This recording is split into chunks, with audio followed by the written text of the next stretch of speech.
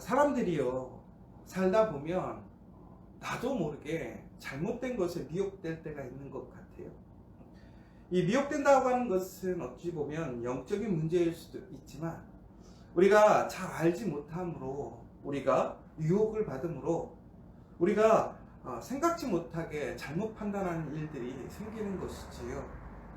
그런데 우리가 미혹을 받는다라고 하는 것은 우리의 어떠한 연약함과 부족함이기도 하겠지만, 우리가 성경을 통해서 보면 이 미혹당하는 일이 종국에는 그 말세에 바로 예수님께서 다시 오는 그 시기에 바로 당연히 일어나게 될 일이라고 되어 있습니다. 그러면 우리에게 미혹이 없는 것이 은혜가 아니라, 바로 이런 미혹과 이런 유혹 가운데서도 우리가 그 모든 사실들을 잘 분별해서 무엇이 진리이고 정의이고 올바른 것인지를 하나님 오시는 그날, 그러니까 예수 그리스도께서 오시는 그날까지 우리는 분별할 수 있는 영의 사람들, 그 믿음의 사람들이 되어야 한다라고 이야기를 하고 있습니다. 그런데 우리가 시험에 빠지는 사람들 보면 참 이해가 안 돼요. 어떻게 저렇게 되지? 어떻게 저렇게 사람들이 저것을 믿게 되지? 라고 생각되어지지요. 우리가 흔히 얘기하는 이단에 빠지는 사람들, 혹은 자기의 어떤 의로, 자기의 신념에 빠지는 사람들을 보면 우리를 참 놀라워요. 우리가 생각했을 때 객관적으로, 일상적으로 생각해 보면 그들이 당연히 행동하는 것들이 비합리적이고 상식적이지 않고, 그런데 그들은 어떠한 사실을 떠나서 그들이 믿는 것, 그것에 정말 열중하고 그것 외에는 아무것도 인정하지 않으려고 하는 것이지요. 그런데 지금 바울이 데살로니가 교회에, 특별히 데살로니가 후서에 권면하고 있는 이때에 데살로니가 교회에 많은 잘못된 이야기들이 퍼져 있었어요. 그게 뭐였느냐? 바로 예수님께서 이제 벌써, 그러니까 종말의 때가 왔다라는 거예요. 그러니까 이 종말이라는 것은, 다시 얘기하자면 예수님께서 이 땅에 다시 오신 그 순간, 그 마지막의 심판이 바로 그 마지막 날에 일어날 일인데, 그들은 그 종말에 그 모든 심판이 이미 이곳에 임했다라고 믿었다라는 것이지요. 왜 그랬느냐? 바로 그 시대에 많은 사람들이 하나님의 말씀을 온전히 이해하지 못하고 있었어요. 지식적인 것, 배움을 잘 알지 못했다라는 것이죠. 그래서 우리가 데살로니가 전서를 보면 바울이 바로 그러한 예수님의 그 재림과 또 그 종말에 대한 부분들을 더욱더 힘써서 가르치고 있습니다. 그런데 이미 그 데살로니가 교회 주변에는 많은 거짓 선지자들, 그리고 잘못된 지식들이 퍼져 있었어요. 그것이 바로 이제 예수 그리스도의 진정한 이야기다라고 믿는 사람들이 있었던 것이죠. 그러나 처음에는 아마도 그것이 진리인지 사실인지 사람들이 분간하지 못했을 거예요. 그런데 그 사실이 점점 펴지는 거죠. 많은 사람들이 더 믿기 시작했어요. 그러자 사람들은 그 사실을 믿고 이해하기 시작했어요. 그런데 아이러니한 것은 우리가 분명히 말씀과 다른 내용이거든요. 그러니까 오늘 우리가 다시 한번 얘기해보지만, 우리가 이처럼 미혹되지 않으려면 어떻게 해야 되는가? 결론적으로 얘기하자면, 우리가 미혹되지 않으려면 진리를 믿고 우리가 선을 행하면서 하나님이 기뻐하시는 하나님의 뜻을 쫓아가게 되면 결코 우리는 미혹되지 않을 것입니다. 그렇다면 그 가장 핵심이 되는 기준이 뭐냐? 하나님의 말씀이라는 거예요. 그런데 미혹된 사람들, 미혹시키는 사람들의 특징이 뭐냐? 말씀이라고 얘기하지만 그 말씀이 진정으로 성경에서 이야기하고 있는 말씀이 아니더라는 거예요. 그래서 요즘에는 우리가 성경을 너무나 쉽게 접하고 또 배우고 가르칠 수 있게 되었습니다. 그래서 요즘에는 무슨 사역자가 필요할까라는 이야기를 하는 사람들도 있어요. 그런데 여러분, 왜 사역자가 필요하느냐? 왜 그 오랜 시간 동안 성경에 대해서 공부를 할까요? 바로 이러한 말씀을 글자 하나하나, 그 상황의 그 본문의 의미를 깊이 있게 올바로 하나님께서 말씀하신 그 뜻대로 이해하고 우리가 배우고 가르치기 위해서 그렇게 수고하고 애쓰는 거예요. 왜 그러느냐? 바로 하나님의 말씀을 잘못 이해하면 잘못된 길로 가게 되는 거예요. 더 나아가서는 나만 미혹게 되는 것이 아니라 다른 사람을 미혹하게 만드는 것이지요. 그러면 결국에 그 심판, 그 결과가 어떻게 됩니까? 사망이라. 그런데 오늘 다시 한번 데살로니가 이 후서를 통해서 미혹되지 않기를 지금 미혹되어 있는 성도들에게 권면하는 것이지요. 깨어 있으라는 것이에요. 분별하는 거예요. 분명히 지금 그러한 유혹의 때, 미혹의 때가 올 것이지만 지금은 그때가 아닐 뿐더러 그때가 온다 할지라도 우리가 그 시기에 깨어서 그 잘못된 것에 휘둘리지 말아야 된다는 거예요. 그런데 이게 쉽지가 않죠. 얼마 전에 아주 오래된 영화인데 은밀한 유혹이라는 게 있었어요. 그게 누구냐면 로버트 레드포드라는 남자 배우와 데미 무어, 그 다음에 우디 해러슨이라는 유명한 미국의 배우가 나와서 했던 영화인데요. 그 주제가 뭐였냐면 이제 데미 무어와 우디 해러슨이라는 사람이 두 사람이 이제 신혼부부예요. 결혼한 사람들이에요. 건축을 전공해서 열심히 살아가려고 했던 그 두 사람이 사랑해서 이제 집을 짓으려고 땅을 샀죠. 근데 그때 경제 위기가 온 거예요. 그러면서 직장을 잃어버리게 된 것이죠. 그래서 땅을 사서 대출을 받아가지고 그곳에 이제 건물을 지으려고 했는데 그것들이 되지 않으면서 대출금도 밀리게 되고 결국에는 이들이 돈을 갚아야 되는 상황이 생겨서 안 그러면 땅을 빼앗기게 되는 것이죠. 그런데 이들이 돈을 벌 수가 없으니까, 구할 수가 없으니까 주변의 사람들에게 이야기하고 가족들에게 이야기해도 돈을 빌리지 못한 것이지요. 어떤 방법을 쓰게 됐냐면 그러면 우리가 가지고 있는 돈을 가지고 라스베가스로 가자. 왜 그랬을까요?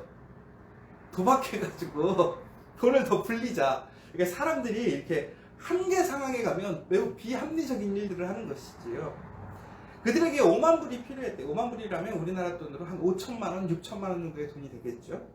그런데 그 돈을 벌려 라스베가스에 갔는데 그날 첫날 운이 너무 좋아서 그 첫날에 2만 5천 불을 벌었다. 2만 5천 불이면 우리나라 돈으로 2,500만 원 정도를 번 거죠. 그러니까 얼마만 더 벌면 돼요? 2만 5천 불만 더 벌면 되잖아요. 그들이 자신감 있게 그래서 그 다음날 더 열심히 한 거야. 결국엔 어떻게 됐을까요? 다 잃어버린 거죠. 그러니까 합쳐서 7만 5천 불을 잃은 거예요. 완전히 비스토리가 된 거죠. 근데 바로 그때에 이제 로버트 레드포드가 이제 남자 이제 또 주인공 한 사람이 주인공으로 나오는데 그 데미 무어를 옆에서 도박하고 있는 데미 무어를 보고 되게 호감이 간 거예요. 근데 이 사람은 엄청 부자예요. 근데 이 사람이 그 어떤 큰 게임의 판에 그 데미 무어에게 주사위를 주면서 한번 던져보라고 그랬어요. 근데 데미 무어가 그 주사위를 던져가지고 결국엔 그 게임에서 어마어마한 돈을 따게 돼요. 그래서 이 로버트 레드포드가 그 두 남녀의 이야기들을 어느 정도 알게 되자 이런 제안을 해요. 당신이 나와 하룻밤만 보내준다면 내가 당신에게 100만 불을 드리겠습니다. 아까 5만 불이 5천만 원이면 100만 불이면 얼마인 줄 아세요? 10억을 주겠다는 거예요. 자 보세요.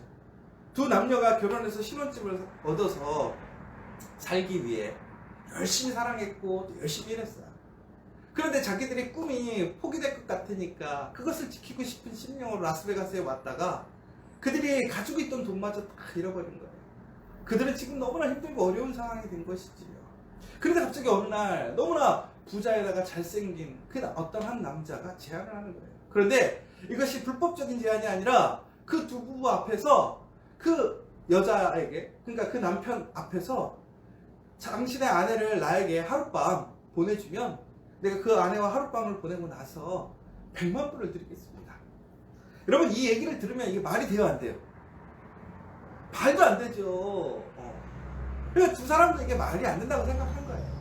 근데 이 두 사람이 처음에는 말도 안 된다 뭐 이런 얘기 하다가 서로 막 이런저런 얘기하는데 결국에는 핵심이 뭐였냐면 야 그깟 하룻밤인데 우리 그냥 뭐 그냥 바람 피워도 사는 거 아니냐, 우리 정말 미래를 위해서 그냥 하룻밤 그냥 눈 딱 감고 별일 있겠냐, 이상한 일 안 하고 잠만 자는 것도 아니고 그냥 차만 마시고 올 수도 있는 거 아니냐, 이런 식으로 결정을 해서 그렇게 하룻밤을 가게 됩니다. 근데 놀라운 것은 바로 이제 그 부자가 데미 무어를 태우고 헬리콥터 타고 가는데 그 남자는 이제 남편은 순간 실수한 걸 안 거였죠.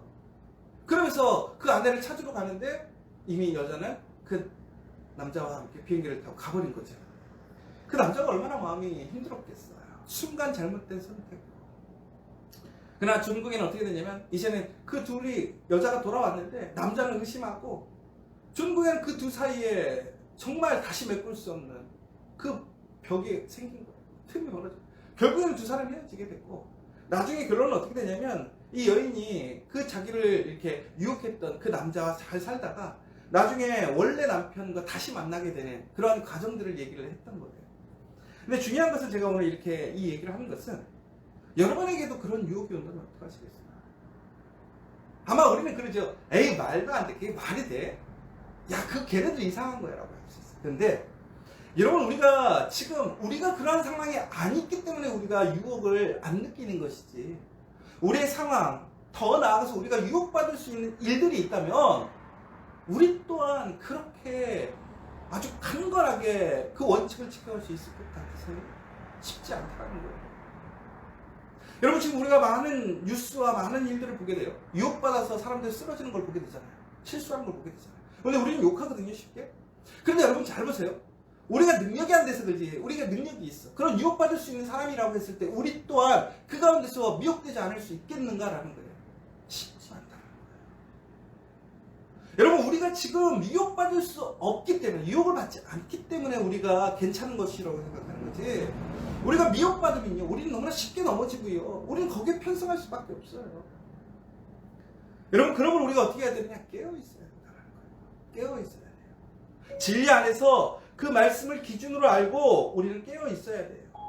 그렇지 않으면 어떻게 되느냐? 천국에는 미혹돼서 잘못된 길을 가는 거예요. 참 그런 사람들을 많이 보게 돼요. 우리가 믿었는데 그 사람이 사실인 줄 알았어요. 미혹되었어요. 여러분, 진정으로 우리가 그 미혹되지 않는 삶을 살기 위해서는 어떻게 되느냐? 오직 하나님의 말씀대로 가야 돼요. 그 말씀을 보고 말씀대로 살아가고 말씀의 때를 기다릴 수 있어야 돼요. 지금이 아니라 바로 하나님의 때, 기적과 기사가 아니라 그 말씀을 믿고 따라가는 우리가 되어야 한다는 것이지요. 전국에는 어떤 시험이 와도 유혹이 와도 흔들리지 않고 우리를 믿음을 지켜갈 수 있는 것이 바로 우리의 사명이고 본분이라는 거예요. 사랑하는 여러분, 깨어있기를 원합니다. 그 유혹에서 여러분들 하나님의 말씀으로 온전하게 그 믿음의 길을 걸어가기를 원합니다. 오늘 우리는 기도해야 될 것이에요. 하나님, 내가 그런 유혹과 시험 속에서 온전하게 하나님의 말씀으로 지혜롭게 나아갈 수 있게 해달라고. 지금 그런 잘못된 영, 잘못된 상황에, 그런 미혹된 것에 있는 사람들을 위하여 우리는 기도해야 돼요. 하나님, 정직한 영을 주시고 올바른 그 말씀으로 우리의 길을 온전히 걸어갈 수 있게 해달라고 오늘 이 시간 간절히 기도함으로 정말로 하나님을 기쁘시게 하는 그 기회, 하나님께서 원하시는 그 믿음의 길을 걸어가는 저와 여러분 되시기를 간절히 소망합니다.